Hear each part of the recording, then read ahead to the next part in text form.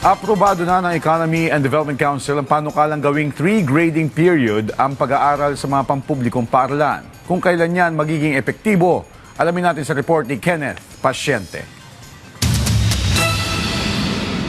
Sa pagbubukas ng eskwela sa taong 2026 hanggang 2027, ipatutupad na ang 3-term school calendar sa mga pampublikong paaralan para mapataas pa ang antas ng edukasyon sa bansa. Yan ay matapos itong aprubahan ng Economy and Development Council sa ikawalong meeting nito, layunin ng bagong polisiya na mapakinabangan ang bawat oras ng pag-aaral na madalas na aapektuhan ng masamang panahon, pista opisyal at iba pang okasyon. Mula sa 4 na grading period patungo sa 3 grading period, magkakaroon ng mas mahabang tuloy-tuloy na oras ng pagtuturo sa mga estudyante na makatutulong sa mas maayos na learning pace at academic recovery bawat termino. Bukod dito, magkakaroon din ng panahon ng mga guro para sa professional development at pagsasagawa ng mga catch-up initiatives.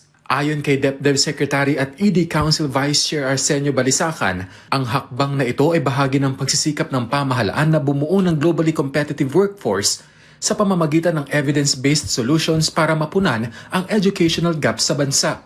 Batay sa 3-term school calendar, magsisimula ang unang term mula Hunyo hanggang Setyembre.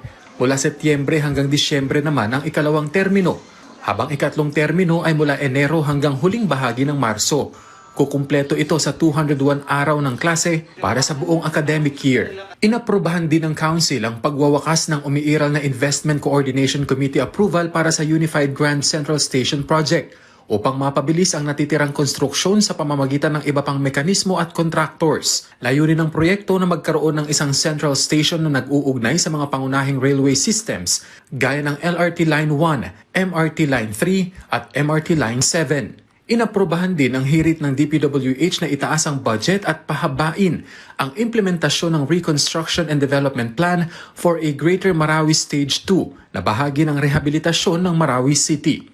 Kasama rin sa natalakay ang proseso ng 201 infrastructure flagship projects sa ilalim ng Build Better More program kasama ang mga bagong proyekto. Kenneth Pasyente para sa Pambansang TV sa Bagong Pilipinas.